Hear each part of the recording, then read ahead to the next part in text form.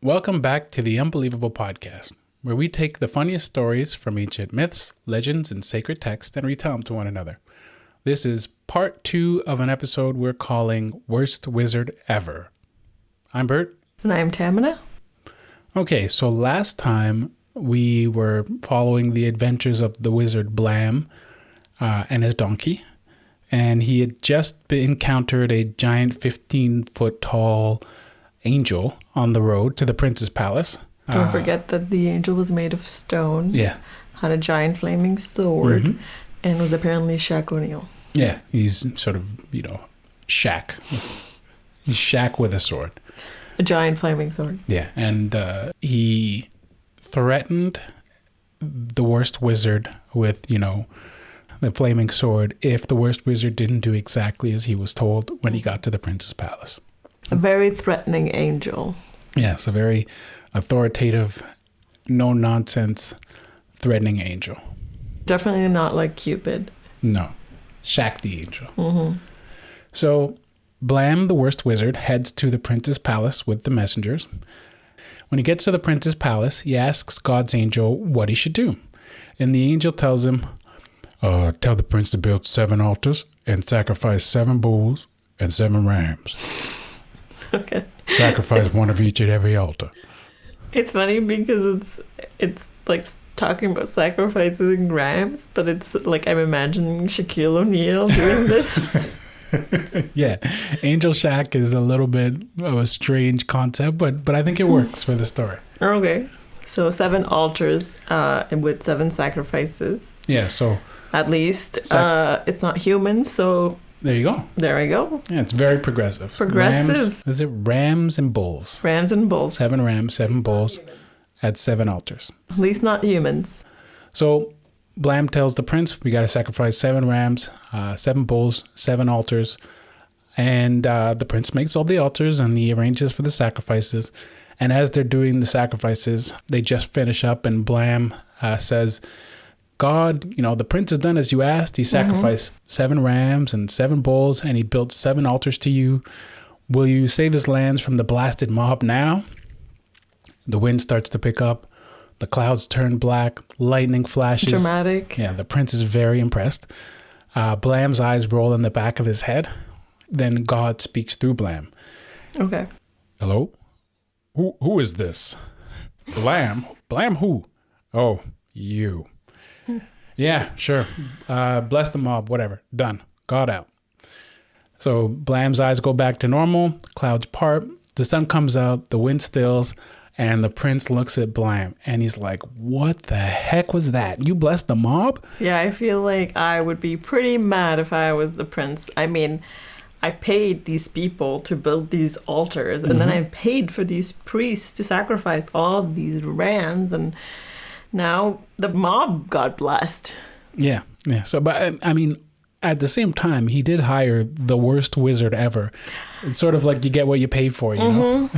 I also feel like when God was like, oh, you, to Blam, that should give a hint to the prince that maybe not the best way to go here. Yeah, when God hears from your wizard and he's like, oh, you again? You need a new wizard. I feel like at that situation, if I was the prince, I'd be like, you know what? Never mind. It's like, we're cool. I'm gonna find another god. Sorry to bother you. Yeah, Bye. Don't worry about it, God. But he's not the best prince, so I get it. Yeah, just hang up, Blam. Just hang up. Don't say anything. So Blam is like... wrong number, sorry. Yeah, Blam's like, sorry, my bad. Connection must have been fuzzy. I'll fix it. Okay. So Blam goes to the angel again. He's like, what do I do? And the angel's like, you need to clear a signal. You got to build 7 more altars and sacrifice 7 more bulls and 7 rams, but you got to go higher up. Okay. So Blam tells the prince, let's go to a higher point and try again. Surely God will be able to hear me if we go higher up. So they climb atop the highest hill in the land, and the prince has 7 more altars built. He sacrifices 7 more bulls and 7 more rams. And when the sacrifices are all done, Blam stands atop the 14th altar and he says, oh God, hear me, Blam.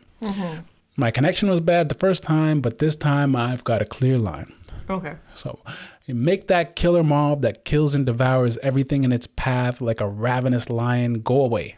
Okay. And I pray to you to help the prince and his people first. They're the bloody victims. Okay. Go ahead.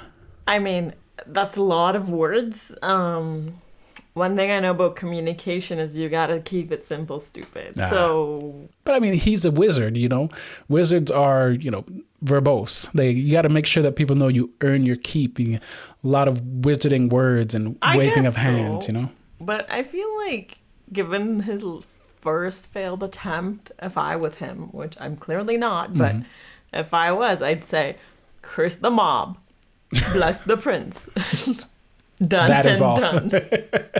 Yeah. Because that's what he's looking for. It's just, I don't know, maybe it's just a pet peeve of mine that I'm dragging into this story. But just say what you gotta say and go. Yeah, I mean, again, you get the worst wizard. Guy lives in a shack for a reason. He probably didn't go to wizarding school at all. There was no communications class. He probably just wings it. Yeah, I mean, you're right. And maybe, you know, that he sees it as this is his opportunity to shine. So he wants to be all Gandalf the Grey about it. But exactly. sometimes you gotta know where you stand, what your strengths are, your weaknesses. But, you know, so far he doesn't seem to be the most aware of his surroundings, given that he didn't notice the giant 15-foot angel until his donkey told him. So let's see what happens. Yeah, let's go. So the wind picks up, clouds turn black, lightning flashes. The prince is very impressed again, and Blam's eyes roll into the back of his head, and God speaks through him. Okay. And he says, "Ball, is that you? You here yet? Wait, who? Blam? Your connection sucks, man. You need to switch carriers." So as God is speaking through Blam, you can clearly hear music playing in the background. God, you know, he's obviously previously engaged. He's doing something else at the time that he'd rather be doing. Is it a party? Yeah, it probably is some sort of divine party. So he's sort of half listening, and you can tell he's like, mob like killer lions, devouring prey, drinking blood. Prince and his people are the bloody victims. Got it. So the prince not liking where this is headed, and God speaks through Blam. He says, "The mob will be like killer lions, devouring their prey and drinking their blood. And the prince and his people shall be their first bloody victims." Okay. Got out. This is why I was saying, keep it simple. And now they're bloody mob victims or whatever it is. But I mean, you wouldn't have been able to mess it up. Clearly, he's not favored on God's list. If you're asking for a favor, don't want to annoy the guy who's clearly trying to get rid of you so he can go back to his party. So instead of the bloody mob being turned away, now the mob is going to, turn the prince into their bloody victim. The prince is fuming mad. He's also pretty terrified since now he's sort of marked for death by God. And he's like, "You made it worse? I didn't even think that was possible." So Blam is really embarrassed. He's like, sorry, 1,000 apologies. And he talks to the angel. He's like, "Angel, you got to help me out here. What can I do? This hill obviously wasn't high enough." The angel's like, "You got to go higher. You got to climb the tallest mountain. That only place you're going to get a good signal to God." So they climb atop the highest mountain, and the prince builds 7 more altars. By this time, they've run out of bulls and rams, so they sacrifice 4 smelly wild oxen that they caught. Oh, at least it's better than humans. So. Yeah, still haven't gotten to humans yet, which is nice. Which is good. Yeah. So, but wild oxen are some of the sort of smelliest, most foul beasts in the land, and they're not easily slaughtered because they're wild animals, so they keep trying to get away. The prince's priests have a hard time subduing them, and by the end, there's wild ox blood and broken bone pieces everywhere. Everybody's exhausted and messy. It's just filthy. It's horrifying. I mean, generally sacrifice scenes are not the best, but you're making this sound pretty bad. So. Yeah, it is. It's a bad scene. So Blam, he ended up having to help with all the sacrifices because it was such hard work. He's exhausted too, but he's got to redeem himself, so he slowly climbs up to the top of the 21st altar, which stinks and is covered in bones. Yeah. And he says, "Oh God, hear me, Almighty One. If our repeated messages perturb you, it's with our dismay, but it's about the mob again." Looking at him, you can tell that Blam is trying not to gag from the smell of sort of all of this wild ox, pieces everywhere. And he's like, God, I hate the stench of wild ox. And as part of his sort of foolproof plan to make sure that he can communicate with God clearly this time, he's drawn a giant arrow on a giant piece of parchment. Okay. And he goes to put the parchment sort of way above his head. He holds up his hands, and he has the arrow so that it's pointed at the prince. Okay, makes sense. But as he's holding the parchment with the arrow above his head, he sort of slips on some wild ox blood, and he steps on a sharp piece of broken bone. Ugh. Yeah, so he's like, ouch. He's like, blasted priests. If they had to break the bones into pieces, they could have at least cleaned up the place. Damn them. This altar is covered in blood.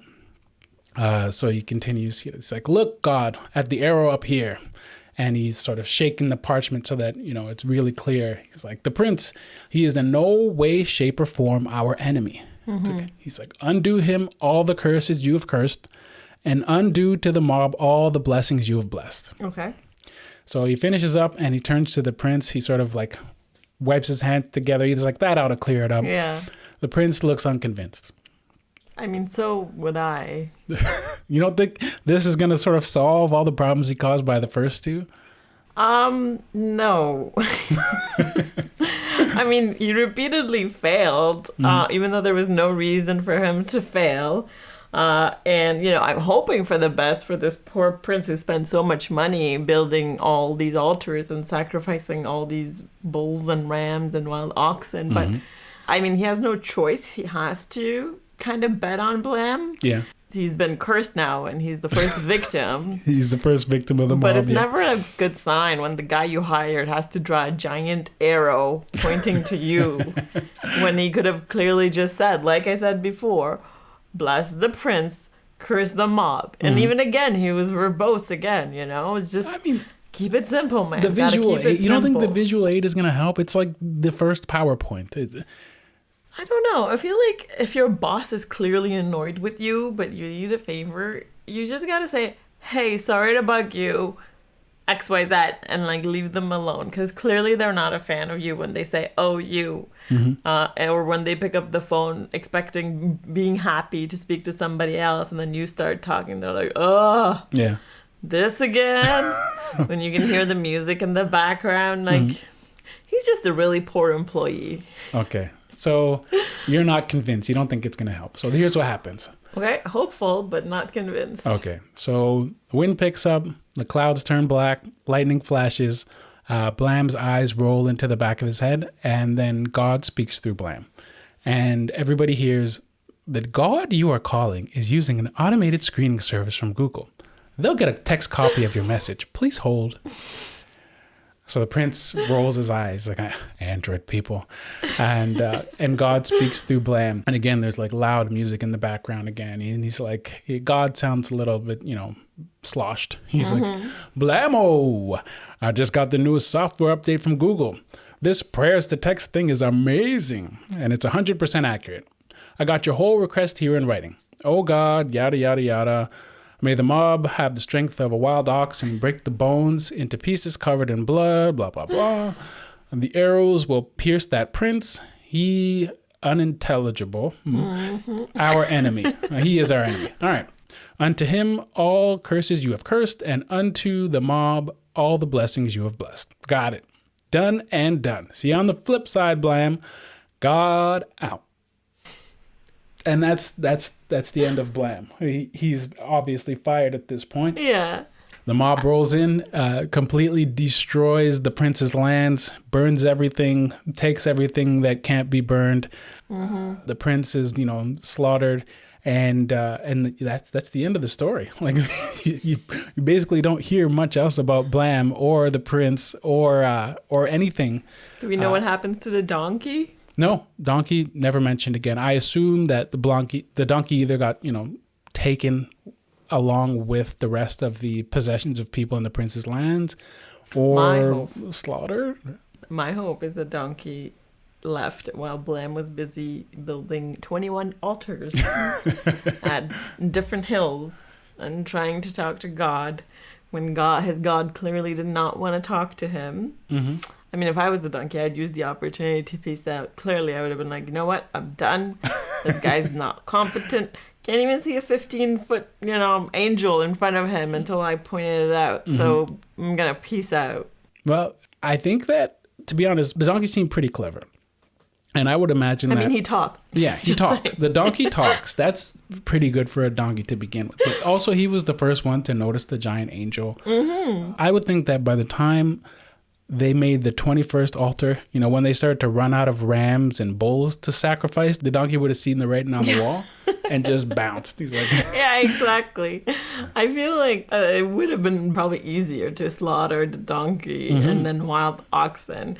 So my hope is that the donkey, was like, all right, it's my time to peace out here and then just be gone. Yeah. I mean, the only saving grace maybe for the donkey is that, like, for a god, maybe a sacrifice of a donkey is a little bit insulting. Like other gods are getting, people sacrificed to them. Virgins, oxes, bulls, sheep, a donkey. Like, I would be pissed if I were the god. But I mean, what's better, like donkeys or wild oxen? I've never been a god who people are making sacrifices to, so I'm not sure. But I feel like the oxen would be more impressive because you have to catch them at least. Like the donkeys, but they're smelly.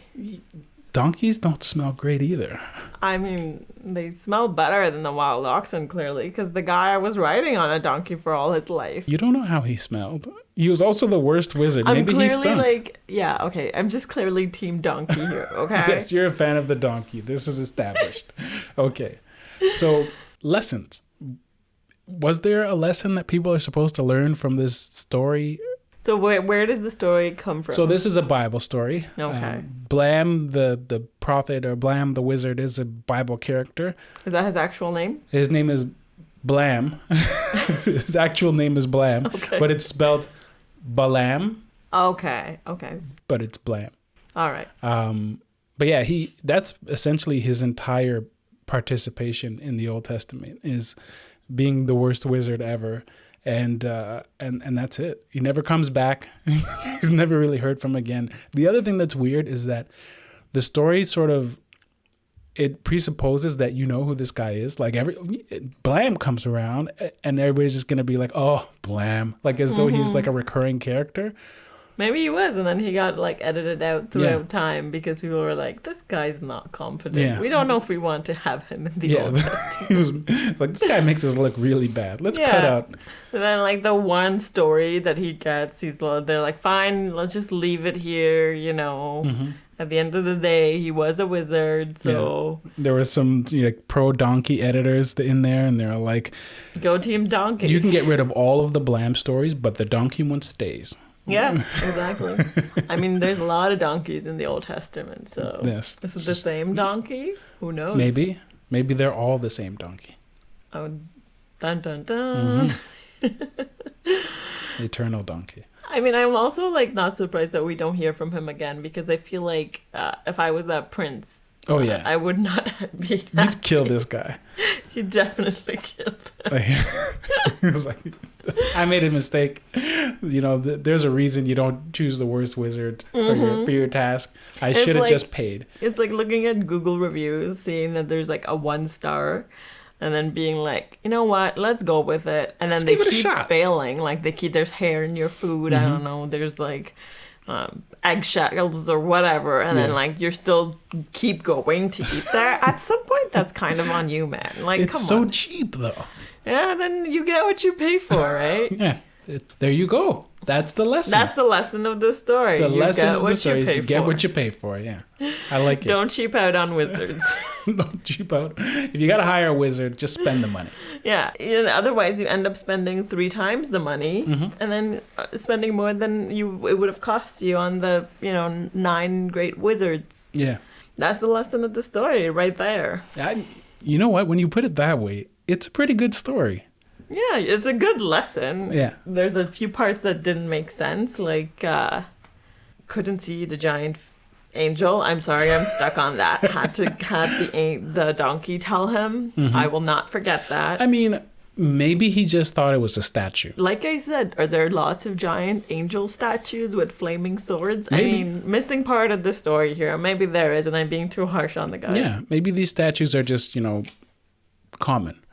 And, it's not until one moves that you're like, that's not a statue. That's a giant angel. Had me. And I think there's also another lesson. And I think it's to keep things simple. Just say what you want to say. Oh, that's what it is. It's a writer's craft lesson. Yes. Exactly. So 2 lessons in one. There's 2-part story, so it gets 2 lessons. Okay. I like it. Blam, the worst wizard. And the worst writer. And the worst writer or orator. Yeah, I feel bad for the guy. He's basically his story in the Old Testament is that he was just a bad wizard. He couldn't figure out how to properly send a message to God, So I feel bad for him. Not how you want to be remembered for all of history. He was not the most concise. Yeah. So, poor guy. Poor Blam. But go Team Donkey. Go Donkey, yeah. Donkeys for life. Exactly.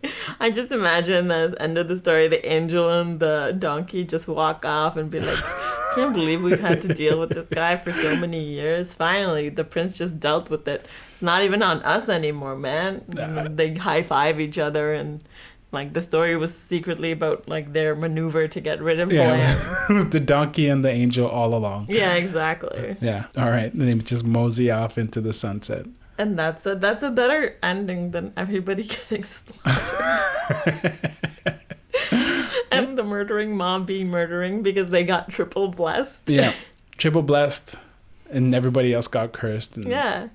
Do we even want to know what happened to the towns after that town by this triple blessed mob? I mean, I'm sure there are other stories about what happens to those other towns, but that's a story for another episode. Okay.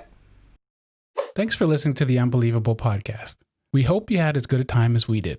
If so, subscribe. We release new episodes every week. We're on YouTube, Spotify, and all major podcast apps.